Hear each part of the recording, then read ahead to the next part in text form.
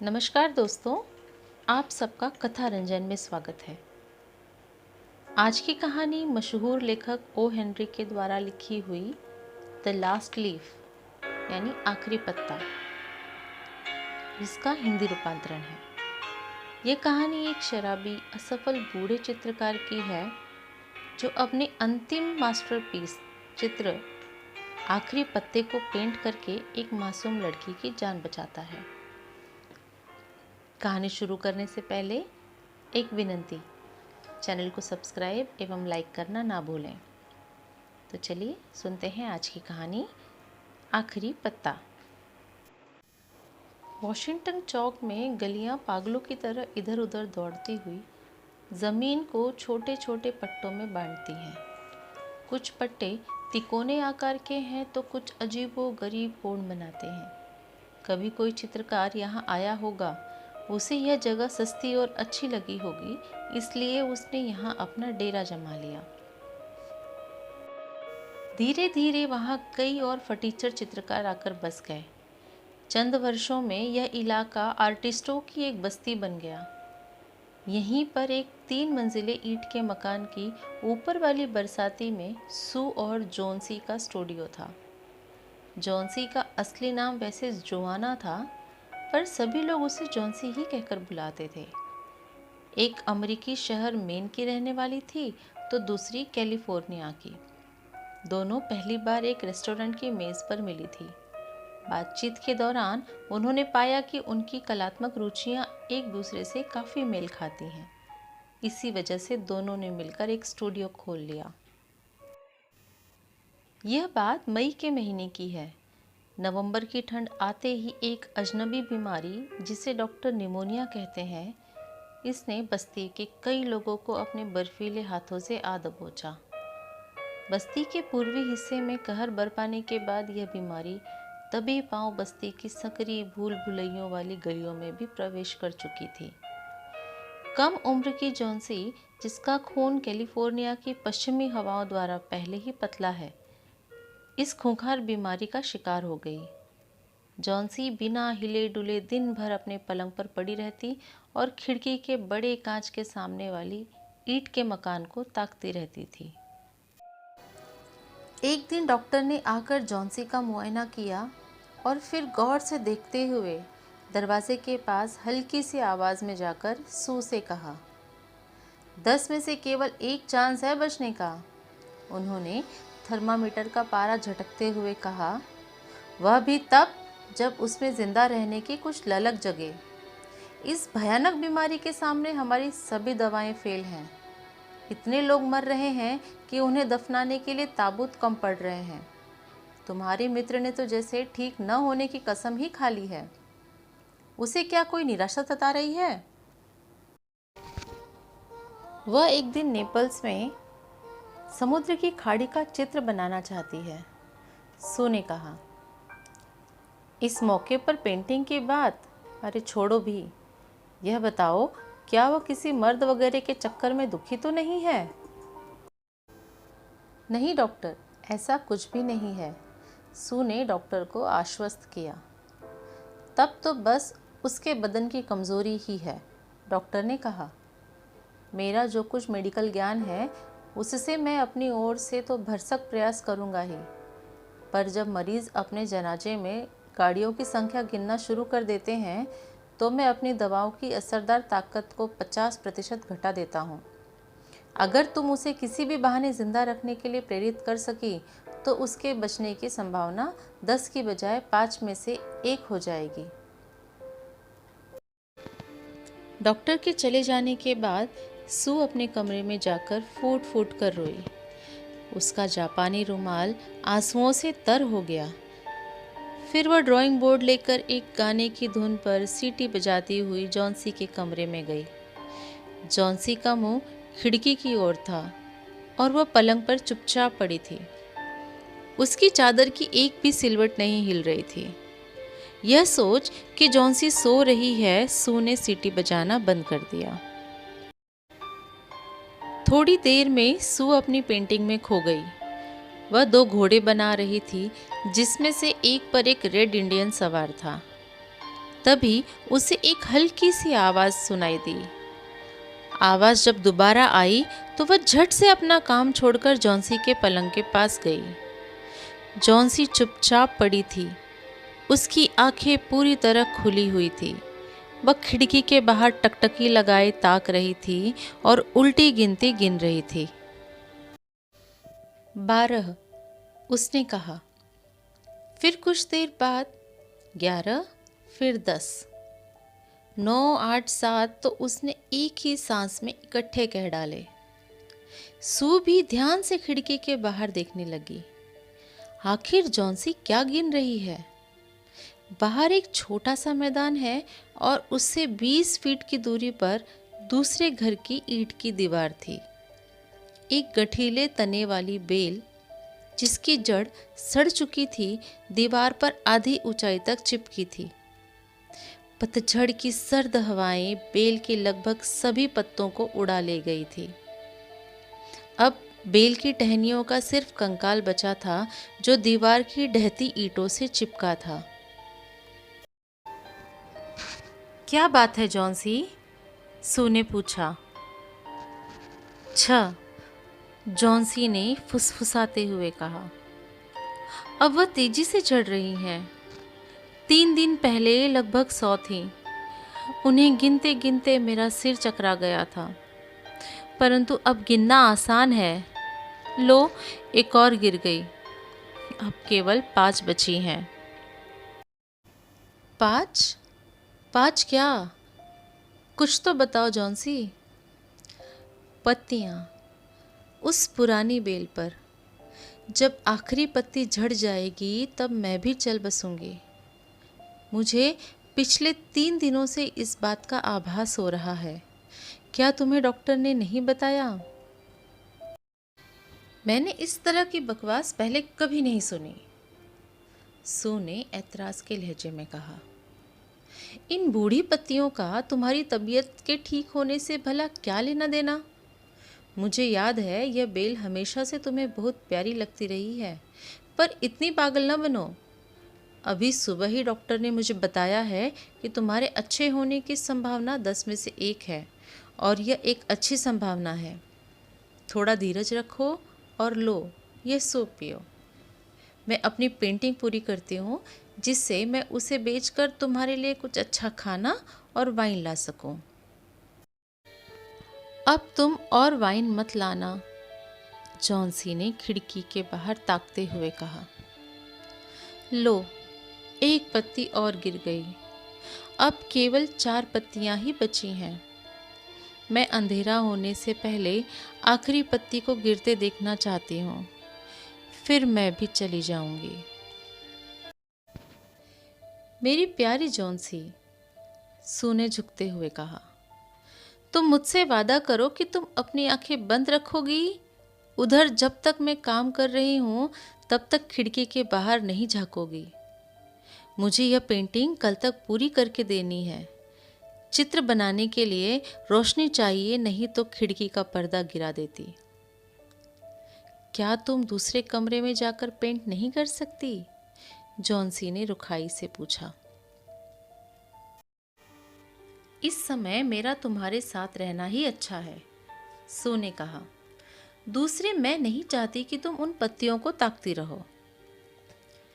जैसे ही तुम्हारा काम खत्म हो मुझे बता देना, जॉन्सी ने अपनी आँख मूंदते हुए कहा।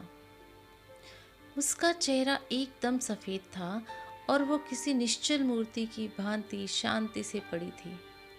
वह बोली, मैं आखिरी पत्ते को गिरते देखना चाहती हूँ।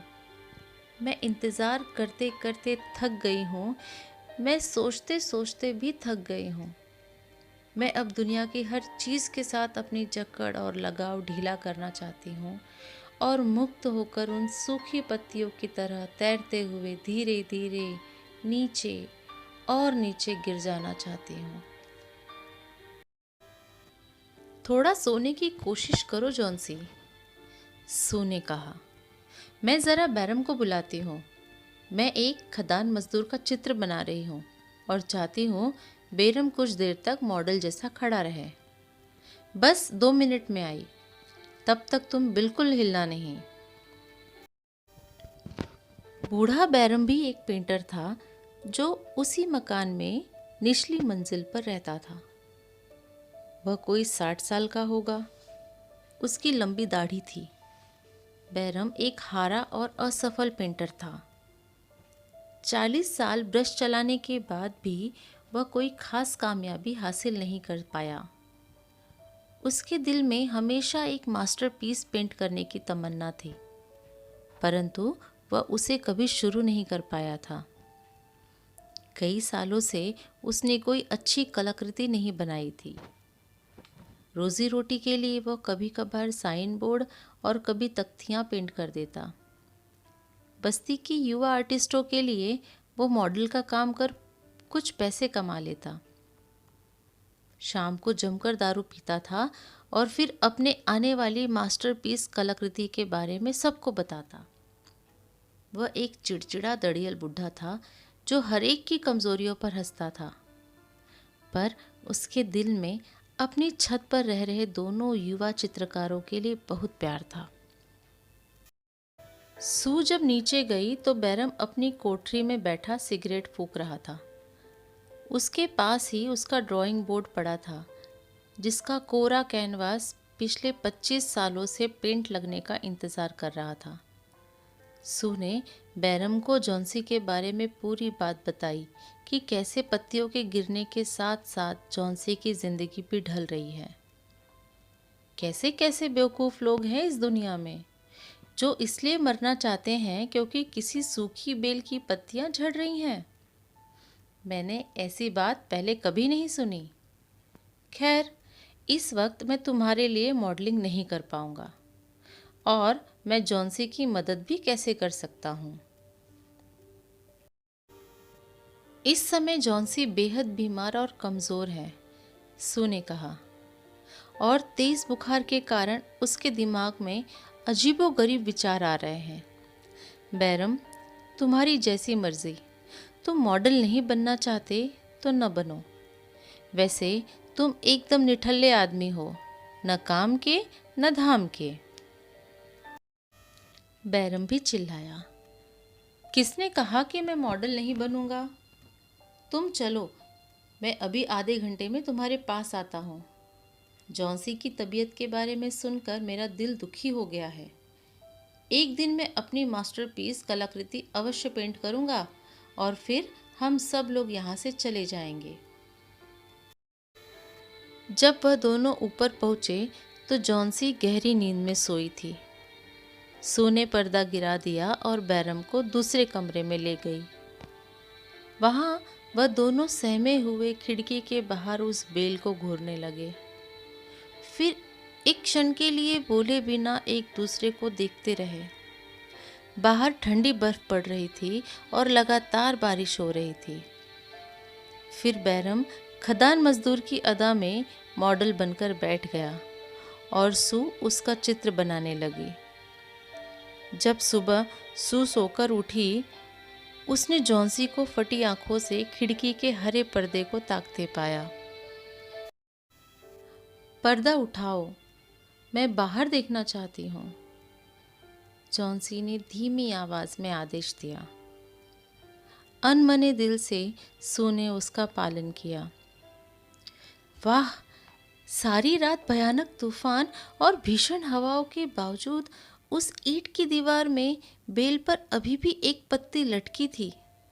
पत्ती तने के पास हरी थी, परंतु उसकी दंतिली किनार उम्र के साथ साथ पीली पड़ चुकी थी। वह सहमी पत्ती अपना सारा साहस बटोरे अभी भी जमीन से कोई 20 फीट ऊपर लटकी थी। यह आखिरी पत्ती है, जॉन्सी ने कहा। मैंने सोचा था कि यह निश्चित ही रात को गिर जाएगी। मैंने हवा के तेज झोंकों की चित्कार सुनी थी। यह पत्ती आज तो अवश्य ही गिरेगी और तब मैं भी चल बसूंगी। जॉन्सी, सू ने अपने मुरझाए चेहरे को तकिए में छुपाते हुए कहा, अगर तुम अपने बारे में चिंतित नहीं हो तो कम से कम मेरे बारे में तो सोचो। तुम्हारे बगैर मैं क्या करूंगी? जॉन्सी ने कोई उत्तर नहीं दिया। दुनिया में सबसे अकेली आत्मा वह होती है जो किसी दूसरी अनजानी दुनिया में जाने की तैयारी में है। कैसे कैसे करके वो दिन ढला। शाम की धुंधली रोशनी में उन्हें अभी भी वही आखिरी पत्ता साफ दिखाई दे रहा था। रात होते ही उत्तरी हवा ने अपना तांडव दोबारा शुरू किया और तेज बारिश की बूंदें लगातार खिड़की के कांच से टकरा रही थी। जैसे ही पौ फटी और थोड़ा उजाला हुआ, वैसे ही जॉन्सी ने खिड़की का पर्दा हटाने का आदेश दिया। बेल पर लगा आखिरी पत्ता अभी भी था। जॉन्सी काफी देर तक लेटे लेटे उसे निहारती रही। फिर उसने सू को बुलाया, जो कि चौके में गैस पर चिकन सूप बना रही थी। मुझसे भारी गलती हुई सू, जॉन्सी ने कहा। न जाने क्यों वह आखिरी पत्ता अभी भी वहां है। वह पत्ता मेरी दुष्टता बताता है। मैं मरने की सोच रही थी, जो एक पाप है। अब तुम मेरे लिए थोड़ा सूप ले आओ और साथ में 1 कप दूध भी। हाँ, उससे पहले ज़रा आईना तो देना। फिर मेरी पीठ के पीछे कुछ तकियों की टेक लगा दो, जिससे मैं तुम्हें खाना बनाते हुए देख सकूं। शाम को जब डॉक्टर आए तो सू उन्हें दरवाजे तक छोड़ने आई। अब ठीक होने की संभावना अच्छी है, डॉक्टर ने सू से हाथ मिलाते हुए कहा। अगर अच्छी तरह देखभाल करोगी तो तुम अवश्य जीत जाओगी। अब मैं नीचे जा रहा हूँ, जहाँ एक और मरीज को देखना है।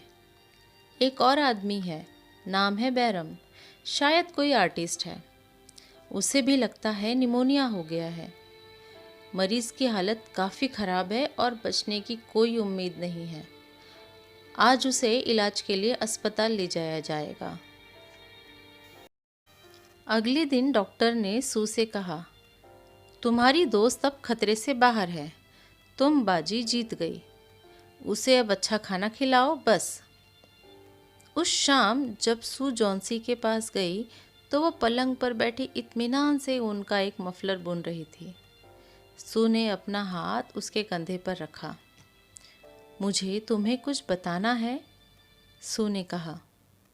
बैरम का आज अस्पताल में निमोनिया से देहांत हो गया। वह केवल 2 ही दिन बीमार रहा। मकान के चौकीदार ने पहले दिन सुबह बैरम को उसकी कोठरी में तकलीफ से तड़पते देखा। बैरम के कपड़े और जूते एकदम गीले थे और बर्फ की तरह ठंडे थे। किसी को कुछ नहीं पता कि वह उस तूफानी रात में कहाँ गया था। फिर उन्हें एक लालटेन मिली, जो तब भी जल रही थी। वहाँ एक सीढ़ी भी मिली, जिसे अपनी जगह से सरकाया गया था। उन्हें पेंट का कुछ ब्रश भी मिला। इधर उधर बिखरे हुए प्लेट भी मिले, जिसमें हरा और पीला रंग मिला था। जॉन्सी, अब जरा तुम खिड़की के बाहर उस आखिरी पत्ते को तो देखो। क्या तुमने अचरज किया कि वह पत्ता हवा में क्यों नहीं हिलता या फड़फड़ाता? मेरी प्यारी जॉन्सी, यह आखिरी पत्ता बैरम की मास्टरपीस कलाकृति है। उसने उसे उस रात को पेंट किया जब बेल का आखिरी पत्ता नीचे झड़ा।